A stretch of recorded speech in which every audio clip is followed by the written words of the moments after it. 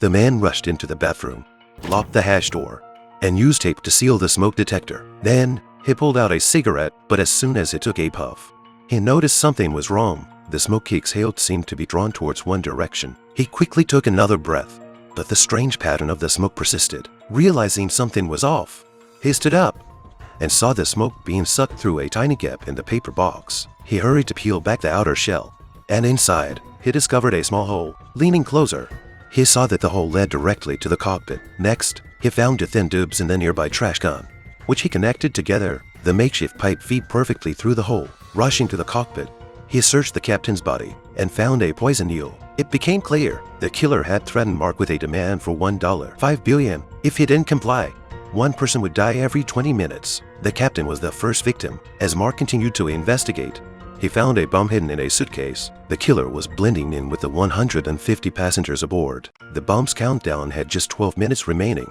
At 20,000 feet, if the bomb exploded, the plane would disintegrate instantly. Any attempt to drop or disarm the bomb would cause a pressure difference that would set it off. There was only one option. Mark needed to throw the bomb to the back of the plane, then have passengers pile their luggage on top of it. Once the plane descended to 8,000 feet, with the internal and external pressures equalized, he could trigger the bomb remotely. This was their only slim chance of survival. With 11 minutes left on the countdown, 50 passengers began following Mark's orders. The co-pilot was preparing for an emergency descent in 3 minutes. Meanwhile, the outside world was under the impression that Mark had hijacked the plane. The ransom account matched Mark's own. Videos of him had been twisted and spread online. But Mark, staring at the footage, noticed something in the video. He studied every detail until he finally recognized a familiar face.